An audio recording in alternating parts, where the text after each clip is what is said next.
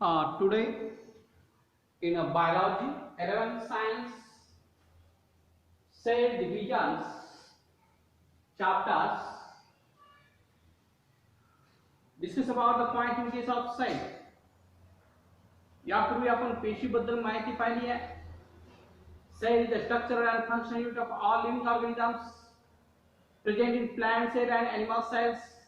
एक रचनात्मक आणि कार्यात्मक घटकास आपल्याला सेल असं म्हणायचं आहे. आपल्याला माहिती आहे सेल मध्ये आपण यापूर्वी डायग्राम पाहिली आहे. G1 phase, G2 phase, S phase हे आपण पाहिलेलं आहे. सेल पेशी एक रचनात्मक कार्यात्मक घटक आहे. First cell is a prokaryotic cell. प्रथमदर्शी केंद्र त्या ठिकाणी न्यूक्लियस असते. युकॅरियोटिक सेल ह्या प्लांट सेल आणि एनिमल सेल मध्ये असतात. And that is we can say that eukaryotic cell म्हणजे दर्शक केंद्रित. प्रोकॅरियोटिक सेल मध्ये अमिबा, पॅरामोशियम्स, युग्लिनिया हे आपण सांगायचं आहे. प्लांट सेल आणि एनिमल सेल हा युकॅरियोटिक असतात. सेल मध्ये फेजेस असतात, अवस्था असतात. एका पेशीचं रूपांतर आपल्याला 2 किंवा 2 पेक्षा जास्त होत असतं.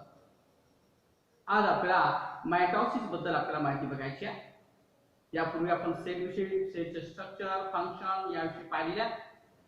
तर cell divisions question write the characteristics of mitosis. Mitosis चे आपल्याला कॅरेक्टरिस्टिक्स वैशिष्ट्य आपल्याला समजून घ्यायचे थोडेसे. तर mitosis is a nuclear division आहे. न्यूक्लियस केंद्र हा मेन असतो पेशीमध्ये. जसं आपल्या बॉडीमध्ये ब्रेन आहे. ब्रेन काय करते? कंट्रोल अँड कोऑर्डिनेशन, समन्वय आणि नियंत्रण राखण्याचं काम आपलं ब्रेन करत असतं. All body functions. तसंच आपल्याला पेशीमध्ये न्यूक्लियस असतं. आणि nucleus we can say that nuclear divisions is also form in the mitosis. मायटॉसिसला अजून एक इक्वेशनल डिव्हिजन्स. मदर सेल मध्ये जे काही क्रोमोसोम आहे तेच आपल्याला डॉटर सेल मध्ये ऑब्झर्व होतात. म्हणून आपल्याला याला इक्वेशनल डिव्हिजन असं पण म्हणतात.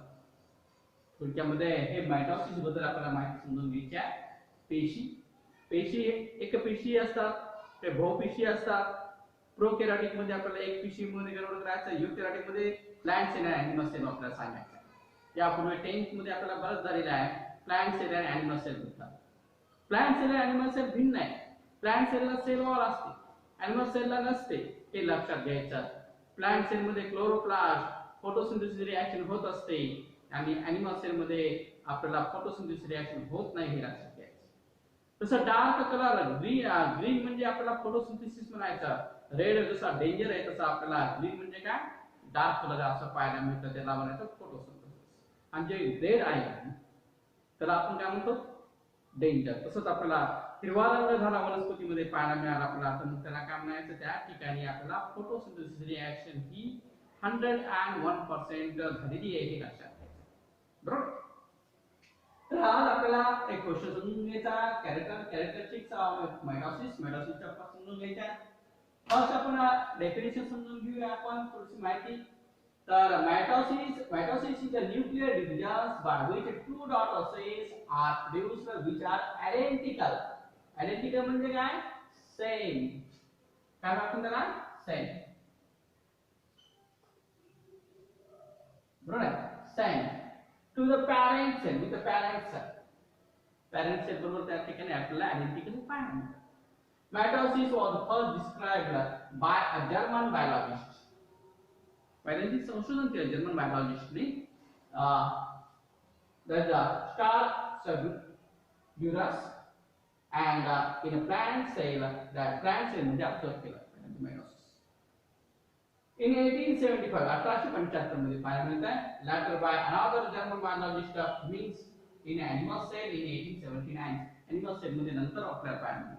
प्रथमतः पहिला मायटॉसिस आपल्याला प्लांट सेल मध्ये, नेक्स्ट मायटॉसिस आपल्याला जे आहे आपल्याला एनिमल सेल्स मध्ये आपल्याला पाहायला मिळतं. एनिमल मध्ये दोन प्रकार आहेत, व्हर्टेब्रेट आणि दुसरं काय? इनव्हर्टेब्रेट. हे पण आपण समजून घ्यायचं. व्हर्टेब्रेट आणि काय? Invertebrate. Now in this conditions the terms mitosis was quite Flemming in 1882. 1882 मध्ये आपल्याला त्याचं संशोधन केलेलं मायटॉसिस बद्दल. ते कसं आहे ते आपण समजून घेऊया. तर ग्रीक वर्ड्स आहे. प्रथम आपण ग्रीक वर्ड्स, प्रथम आपल्याला अभ्यास कशाला आहे? सायन्स आहे. त्याच्यामध्ये ग्रीक वर्ड्सचं जास्त युटिलायझेशन, लॅटिन वर्ड्सचं जास्त युटिलायझेशन. केमिस्ट्री मध्ये लॅटिन वर्ड्स आहेत, आपल्याला बायोलॉजी मध्ये ग्रीक वर्ड्स आहे, नोटेशन्स, बॉटनिकल नेम असतात, हे पण लक्षात घ्यायचं आहे. Now Greek words mitos means thread, thread म्हणजे दोऱ्यासारखी रचना.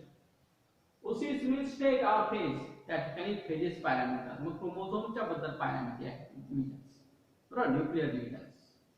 थ्रेड मायटॉसिस म्हणजे काय, थ्रेड. ओसिस म्हणजे स्टेट अथवा फेजेस, फेजेस म्हणजे अवस्था, स्टेट म्हणजे अवस्था.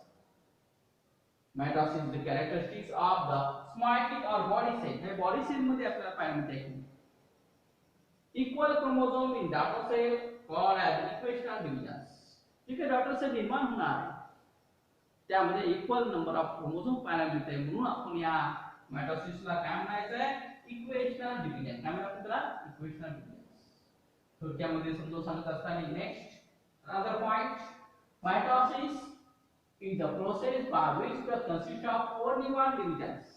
याच्यामध्ये प्रथमतः आपल्याला एक डिव्हिजन ऑब्झर्व होत असते पहिले, बरोबर आहे, सुरुवात ही पाहायला मिळते पेशीमध्ये, त्याला आपण वन डिव्हिजन मध्ये कन्वर्ट केले आपण. त्यानंतर the two daughter cell has equal qualitatively and quantitatively similar to mother cell.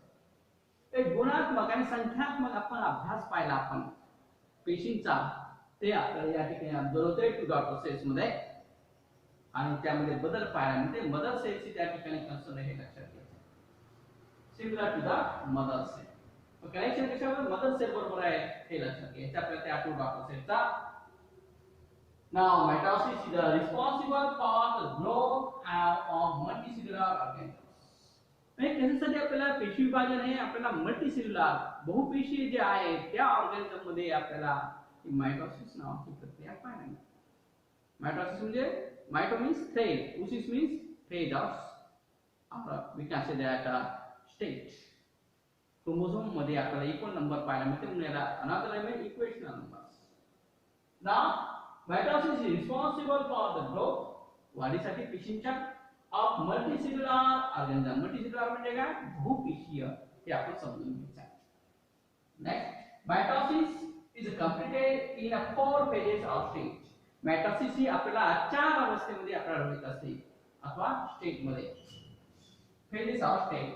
First आहे अनाफेज, फर्स्ट आहे आपल्याला prophase, pro means first phase. Next आहे बी मेटाफेज, मेटा मीन्स मिडल. अनाफेज, अनाफेज आपल्याला क्रोमोझोमचा त्या ठिकाणी स्ट्रक्चर कसं असतं हे आपल्याला पाहायला मिळतं. टीलोफेज ही आपली जी अवस्था आहे, ही शेवटची अवस्था आहे, त्याला टिप ऑफ क्रोमोझोम त्या ठिकाणी आय आकाराचं. त्यानंतर मिडल, मेटाफेज मिडल, बरोबर आहे, त्या ठिकाणी बी एफ साठी आपल्याला पाहायला मिळते नोटेशन. अँड जे सारखं क्रोमोझोम, प्रोफेज, आपल्याला क्रोमोझोमचे वेगवेगळे स्ट्रक्चर आपण या ठिकाणी ऑब्झर्व होईल. आपण डिटेल स्वरूपामध्ये आपण नेक्स्ट टाइम पाहणार आहोत. तर the preparatory cell phase is known as interphase. पण इंटरफेज पासून आपल्याला अवस्था होत असते हे लक्षात घ्यायचं. Means in these conditions we can say that the mitosis is a nuclear division by which two daughter cells are produced which are identical or same with the parent cell. Parent cells या ठिकाणी आपल्याला same number of chromosomes पाहायला मिळतात, याला equational division म्हणतात. Equal number of chromosomes is also formed, therefore cell division is also equal. We can say that equational divisions in case of the characteristic in the mitosis.